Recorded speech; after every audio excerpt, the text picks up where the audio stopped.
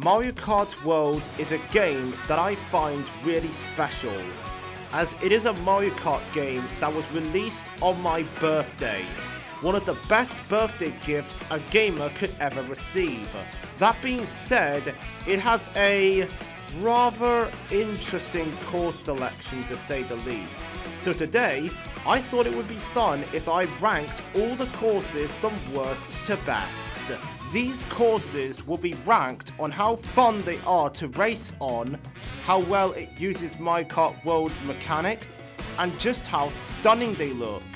Also, with the retro courses, they will also be ranked on if their inclusion in this game is warranted or not. As for the intermissions, while I will mention them if I think they're relevant to what course I am talking about, I won't go into full detail about them. So without further ado, let's go! 30. N64 Choco Mountain. Why was this course even chosen? Like, I know it was inevitable that the courses from Mario Kart 64 were gonna get a second remake, but this is the third time that Choco Mountain has been remade. Fourth if you count Tour. Even ignoring the fact that its return is 100% undeserved, the course's aesthetic has been changed to one that doesn't fit what I call Choco Mountain. It looks like a crash-up derby instead of it being rocky, and the chocolate part is actually mud. And to top it all off, it has a ridiculously overpowered shortcut. So yeah, not a good course. Would have preferred a SNES Choco Island fusion that includes the scrapped Choco Island 3. Literally discovered this information while writing the script. 29. SNES Koopa Beach 2. Referred to as Koopa Troopa Beach, which is not its actual name by the way, it's slightly better than N64 Choco Mountain, as despite being retroized already in Mario Kart DS and then in Mario Kart Tour, there's actually some positives. First, the music. The EDM remix is not only great to listen to, but the start line being a DJ booth that's playing the music of this course is honestly genius. Also, it's 5 laps long like it was in Super Mario Kart, which I appreciate so much, as it's kinda stale having almost every course being the usual 3 laps long. And that's really it when it comes to positives, unfortunately, as quite frankly, this course is this low on the list for one unfortunate fact. SNES Koopa Beach 2 is linked to some of Mario Kart World's worst intermissions, all of which ends with only 2 laps of this course, which is honestly pitiful. It was even worse before the update, as you do only 1 measly lap of this course, but even with 2 laps it's still too short. Honestly, this course would have been better if it was SNES Koopa Beach 1 and 2 spliced together, but I suppose beggars can't be choosers, I'm afraid. 28. Wii Moo Moo Meadows. Now, why on earth did this course have to return? I know it was because the cow is playable in this game, but this course was already retroized in Mario Kart 8. You know, the game that received the deluxe treatment to keep us occupied while we waited for this game for only 11 years? Like, yes, it's got a slightly better course design than N64 Moo Moo Farm, but I'd rather prefer if that course was chosen instead, as I think enough time has passed to give that course a second chance. Even ignoring the fact that it's a course that 100% didn't need to return, it's just too basic in design, especially since it's in the Lightning Cup, where you expect the courses to be rather challenging. So yeah, should have gone with N64 Moo Moo Farm. 27. DS Desert Hills. Even though this is only Desert Hills' second remake in the series, I still don't think it should have returned, as there are other desert-themed courses that honestly deserve a placement in this game far more than Desert Hills, such as GBA Yoshi Desert or Wii Drageye Ruins for example. But even ignoring the fact that Desert Hills has been retroized before in Mario Kart Wii, this version is not even faithful to the original, as the course barely resembles what it looked like in the original. The pyramid is gone, the Pokies and Fire Sticks have been replaced by Tokotokos from Super Mario Land, and the angry sun has been reduced to being an insignia on the start line. Now, I know the latter is impossible to replicate in the modern art style of this game, but it's still disappointing nonetheless. The only change I like about this remake is the Oasis, because those water textures look quite refreshing, not gonna lie. 26. GCN Dino Jungle. While this course does have a cool redesign, with some intermissions that enter the course in a unique way, the Jurassic Park laboratory-esque design, while cool as it explains some in-law reasons why prehistoric dinosaurs are alive in the Mario universe, it kinda goes against the name of this course, Dino Jungle. But aesthetic nitpicks aside, this course has an absolutely broken shortcut that should not be as effective as it is, especially when it can be done shroomless. So yeah, that's a pretty big red flag right there, as much as I hate to admit it. It also doesn't help that in addition to the fact that this course has been retroized already, first in Mario Kart 7 and then in Mario Kart Tour, that after taking a closer look at the mini-map, this course bears some similarities to Boo's Cinema due to the fact that both of those courses have an hourglass shape to them. But maybe that's just me. 25. Mario Bros. Circuit. Considering that it is the very first course you drive around in this game, it's obvious that this course was going to show up eventually in a low placement on my list. That being said, I do think the aesthetic for this course is honestly quite unique, because despite Mario Bros. Circuit being rather basic in design, as it is technically the first course you race around in this game, the Monument Valley aesthetic and the Cars-inspired music makes this course quite a bit better than the ones that I have ranked lower than this. Also, because it's a brand new course, it has much more substance going for it despite being a starter course. This is because there's a couple of grind rails on the section before the big spiral turn, another grind rail shortcut that's actually well hidden before the start line, and a couple of alternate paths for you to take, with one of them leading to a glider ramp. So yeah, for a starter course, this is definitely one of the better ones. I might even say it's better than Wii Luigi Circuit. But it's still a starter course though. 24.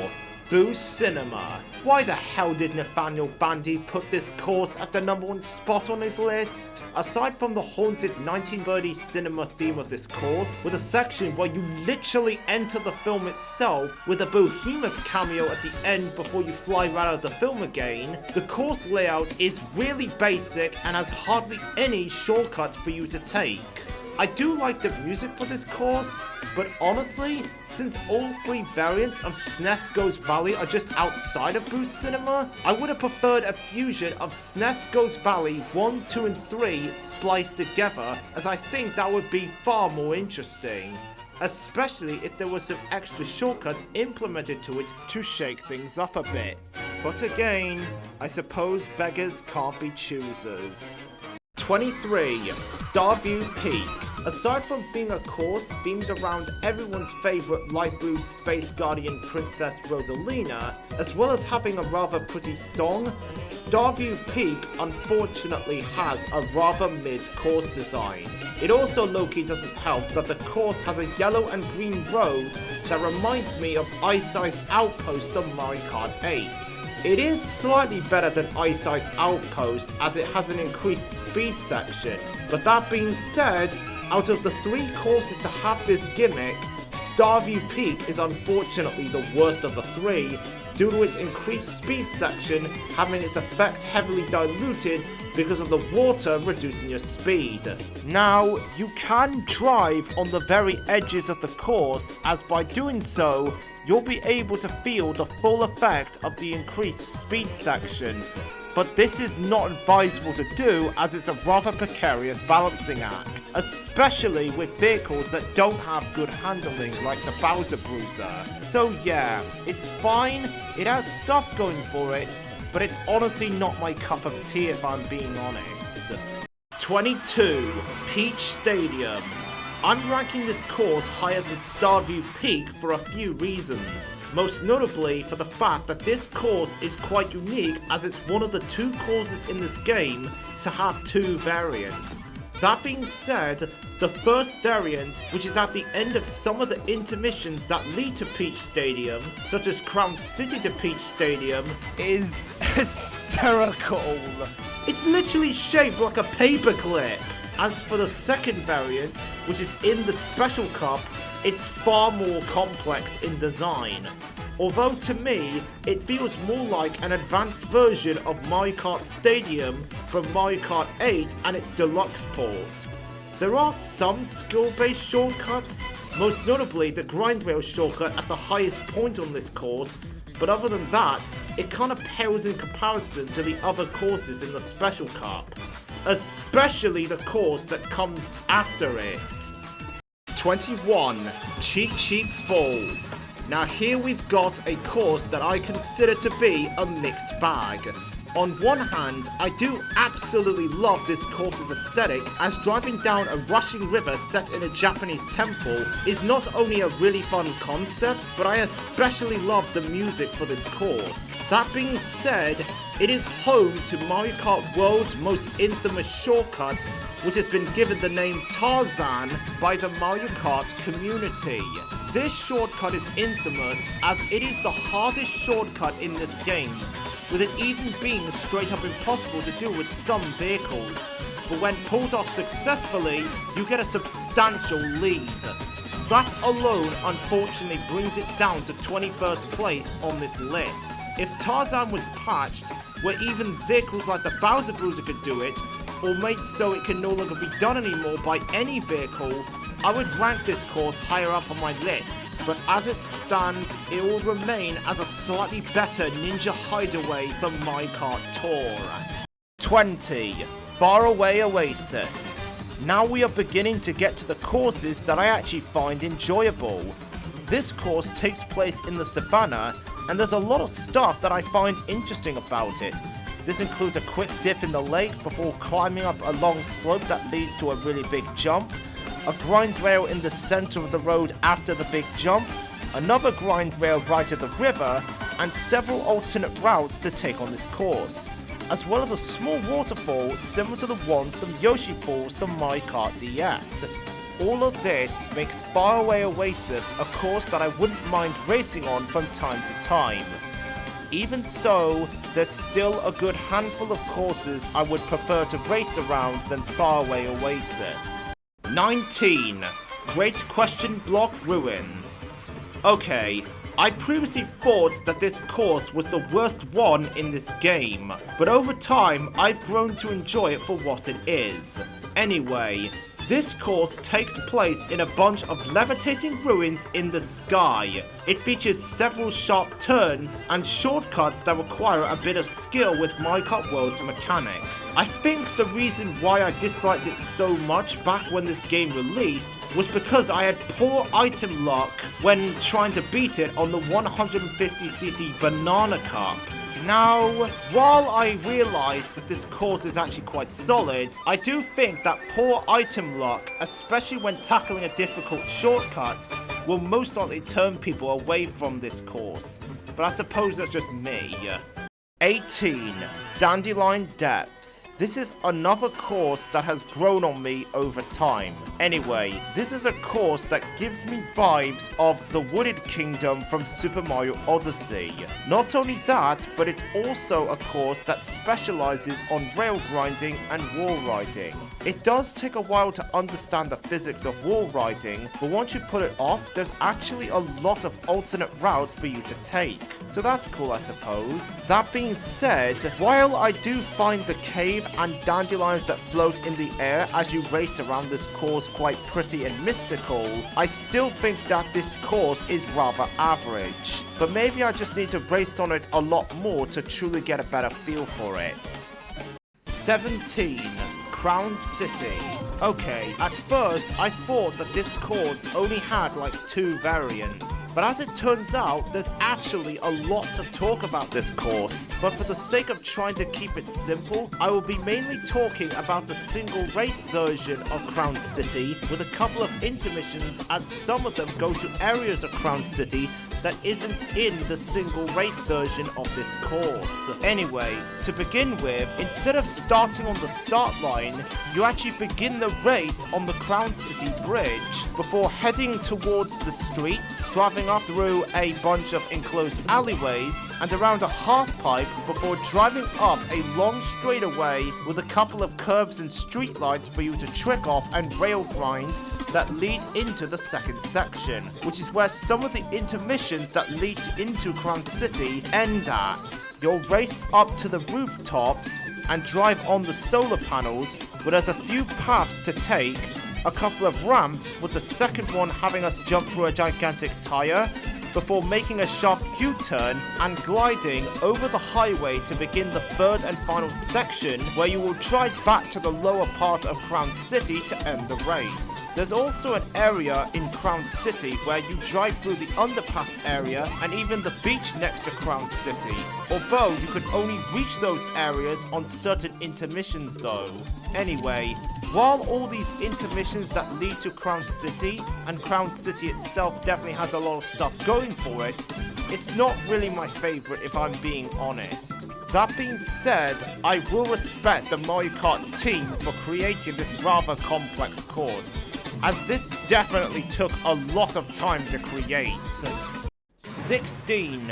DS Airship Fortress. Now this is a course that I certainly didn't expect to see return, but yet, here we are. While I would have preferred if this course was remade in Mario Kart 8 Deluxe's Booster Course Pass, I still find its inclusion here acceptable, especially with the addition of the grind rails and the rocky wrenches being in spots that are harder to avoid. That being said, it is a course that could have had a bit more spice, especially to its music. While it's still great to listen to, I feel like maybe with a choir to it and a more prominent electric guitar and violin, it would have sounded much more bombastic, which is kind of the whole point of this course, but I'm probably just nitpicking. It's still a great course nonetheless. 15. Dry Bones Burnout. If we're comparing this course to Bone Dry Dunes, the Mario Kart 8, then let me tell you, this course is a really big improvement from Bone Dry Dunes. There's lots of routes to take, plenty of places to rail grind and wall ride, we're surrounded by lava, and there's Day of the Dead decor all over the course. Not to mention, the music that plays on this course has a Mexican festival feel to it. This is definitely a course that I want to race on, as it is a course that has a decent amount of spice to it, and the fact we're only at number 15 really shows that we've got some good stuff coming up now. 14. DS DK Pass. Talk about a glow up. Even though this is technically DK Pass's second remake, third if you count Tour, this is a course that really benefits the Mario Kart World's physics. There's a shortcut where you can climb up a wall, another one where you can trick off several trees and a mountain wall, and the whole course is redesigned to look like a snowboard cross. That being said, wouldn't it make more sense to have Wii DK Snowboard Cross, as that track technically gives off the vibes that this version of DS DK Pass has, only it was built in from when it was a concept? I don't know. Honestly, either course both deserve to be in this game, depending on my preference. 13. Acorn Heights. This course is basically like an evolution of Wild Woods from Mario Kart 8 and its deluxe port. There's lots of gigantic leaves to drive on, mushrooms to bounce across, vines and plants to rail grind, and a lot of different paths to make at the end of this course, with some gigantic acorns rolling down the hill for you to avoid. all of which makes this course a really fun one to race around. Not to mention, the course itself and its music is honestly really pretty. I think it's one that might even give Maple Treeway from Mario Kart Wii a run for its money. But I think that might be a bit too much praise though. 12. Tour Sky High Sundae. Now this is a big surprise. Never thought there would be a day that I would actually enjoy racing on this course. But yet, here we are. First off, the gravity in the area after the gliding section at the start has been weakened significantly, so it's no longer as ridiculously strong as Jupiter, which was a major problem I had with this course. Also, the section after the first of this course's 2 U-turns have been overhauled, with so many new places to rail grind and wall ride. Like, there's a lot of ways to drive through this section.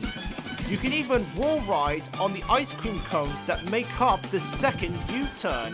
While Sky High Sundae still technically has a rather basic course design due to it being an oval, this is still an incredible glow-up. 11. Salty Salty Speedway. This is yet another course that has grown on me, because not only is it incredibly pretty, with architecture similar to that of Venice, Italy, but there's also a lot of different routes to take and practice. Not to mention, I find the name of this course to be quite funny. Anyway, you start by driving through the waterway, then exit it before climbing up a spiral turn, which has an area you can reach by wall riding. It's actually one of the easiest wall riding paths to take.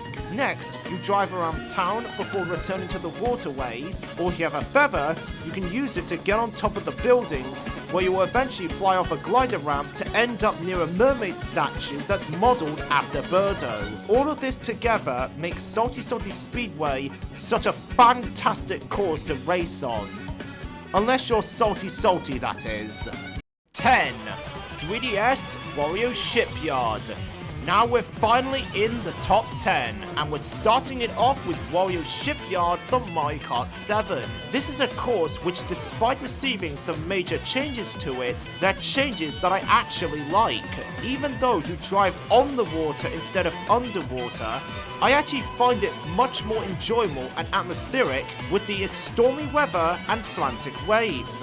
It really gives me vibes of 2 pirates fighting on a pirate ship caught in a whirlpool while it's raining heavily. At least, when you're racing on certain intermissions, that is, as on most of them and the single race version of this course, it doesn't really rain. Anyway, this game's rendition for Wario Shipyard is an absolute banger. The electric guitar and violin really suit the epic and stormy tone of this course. There's even a new shortcut after the cannon where you can rail grind off the masts.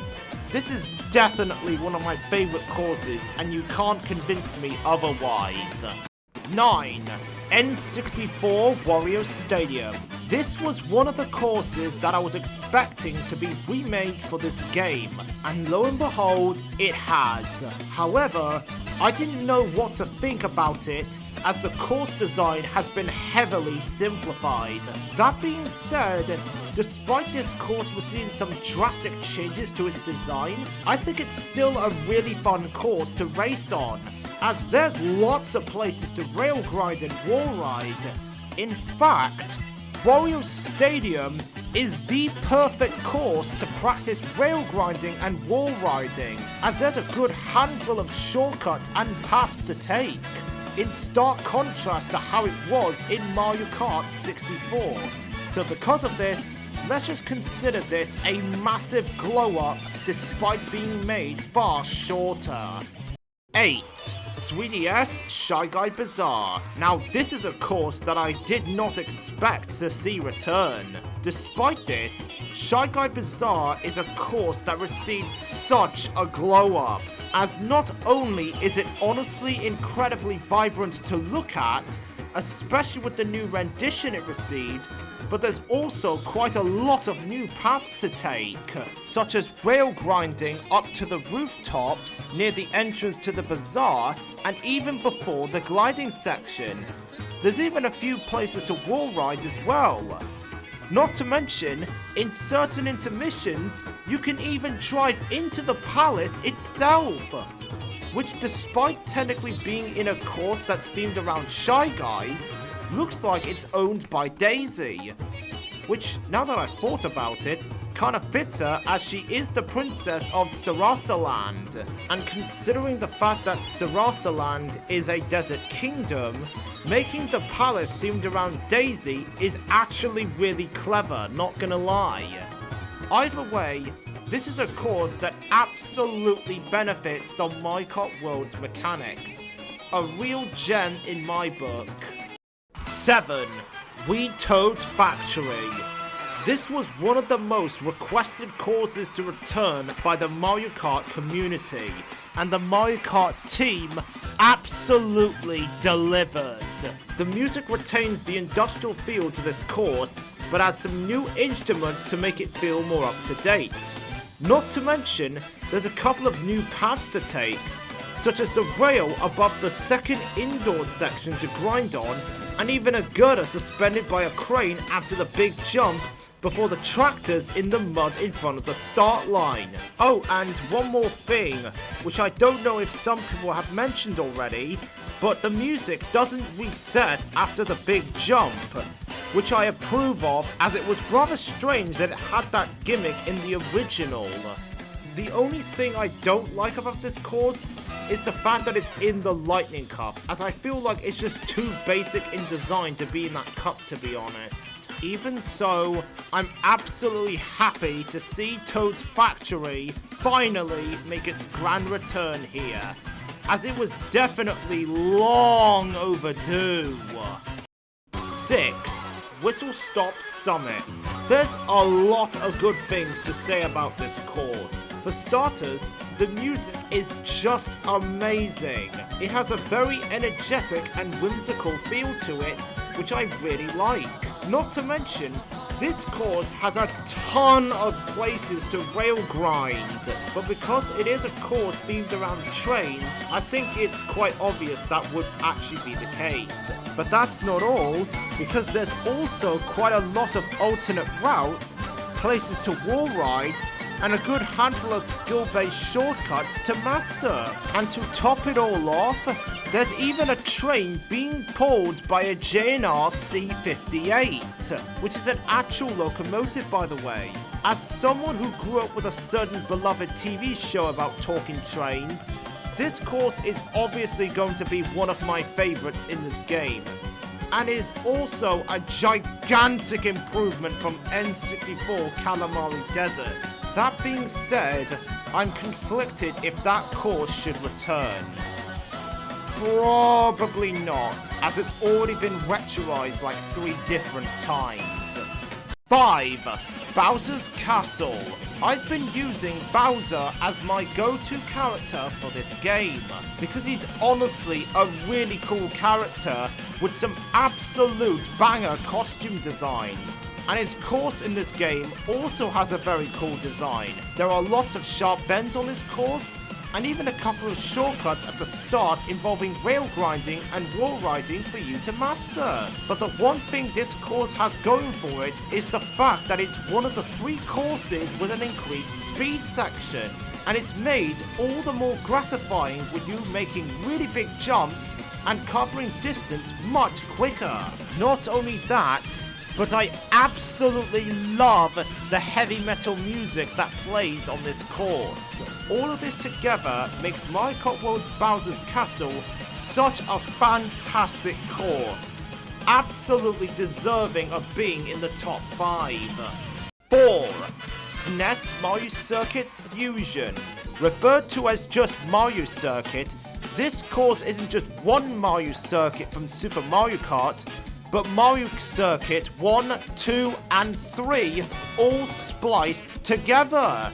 While all 3 of these courses are really bland on their own, Splicing them together like this makes them far more interesting, which to me is a massive plus in my book. This course is at number 4 because with pretty much all the other courses I've mentioned already, you only do one measly lap of them when doing the intermission races. Whereas here, at least with one of them, you will race around all 3 of the Mario circuits in this fusion course. That being said, this course isn't any higher up on this list because most of the intermissions that lead towards this fusion course ends with only one lap of only one of the Mario circuits. Still, I think the uniqueness of having 3 SNES Mario circuits spliced together is enough to warrant this fusion course being this high up on my list, as unpopular as that might sound. 3.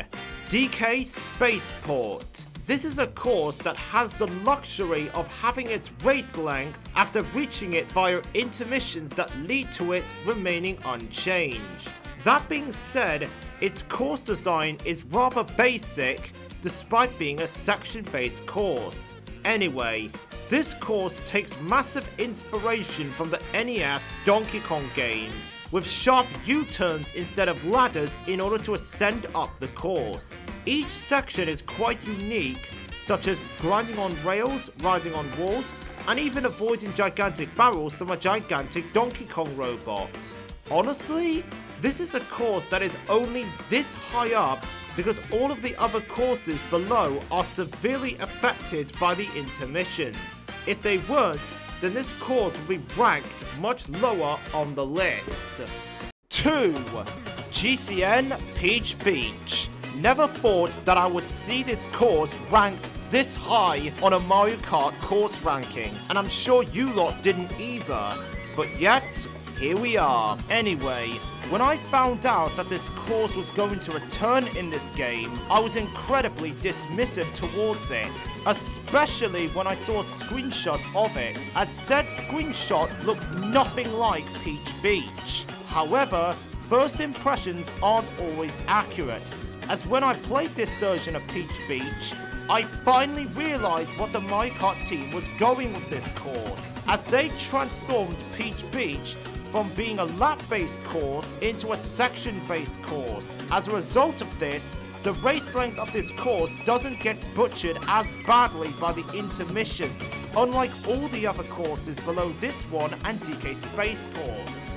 Anyway, the first section is basically one lap in the beach area, just like in the original, but on the second section, you drive up to the resort and there are a few paths for you to take, like tricking off the rooftops of the resort shops and even a couple of places to rail grind.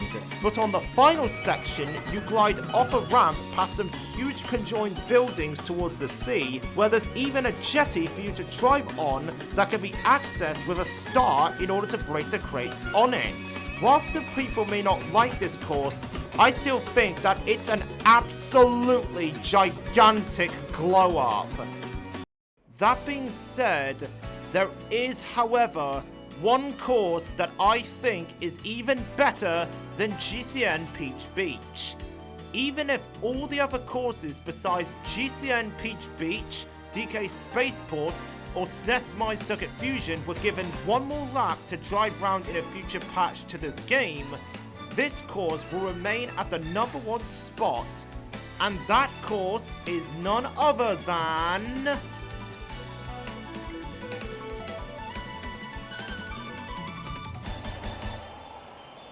1. Rainbow Road. I mean, is it even a contest at this point? Rainbow Road is easily the best course in this game. This is because the intermission that leads into it enhances the experience instead of butchering it. Anyway, about Rainbow Road. This course is an absolute spectacle to witness as you drive round it. It is one big massive course that takes well over 4 minutes to complete. You think that would be a bad thing, right? After all, we've seen an example of a super long course in the form of N64 Rainbow Road in the original. but that was only because it had no pits, no built-in shortcuts besides the moon jump, hardly any obstacles, and had a boring jet black background with nothing in it besides some light-up insignias of different characters. Whereas this course does this concept so much better. Every section of this course is not only really fun to race through, but they all look absolutely stunning. There's even quite a bit of shortcuts, with some of them not being as obvious to you on a first race on this course. Anyway, the sections. The first section has us drive on a wavy and twisty road which has an almost coloured glass texture to them, with an increased speed section after the first glider ramp. The second section has us glide towards a river that glows in a vibrant shade of blue with gigantic crystals alongside it, before driving up on a pair of those glass textured roads, this time with more watery colours to them. On the third section, you take a long glide towards a space station which has a mostly normal looking road with rainbow highlights on either side, and drive on it before the roads split into an increased speed section where the road takes on a blue and violet colour scheme with SNES Rainbow Road style thwomps to avoid. But it's the fourth and final section that's truly spectacular. You glide off a ramp and fly through a few star rings before landing on another glass tinted road with sunset colours to them that split and turn into an almost heart shape before gliding off another glider ramp towards the last bit of the course, which is an increased speed section with a couple of shortcuts for us to take as a flying train resembling the one from Whistlestop Summit races alongside the Rainbow Road as we blaze towards one last glider ramp and fly into the gigantic finish ring in order to end the race. All of this together makes this course absolutely special to me, especially since this is the Rainbow Road of the Mario Kart game that came out on my birthday. Honestly, I think the Mario Kart team has really peaked when it comes to course design. I actually don't know how they can possibly top something like this.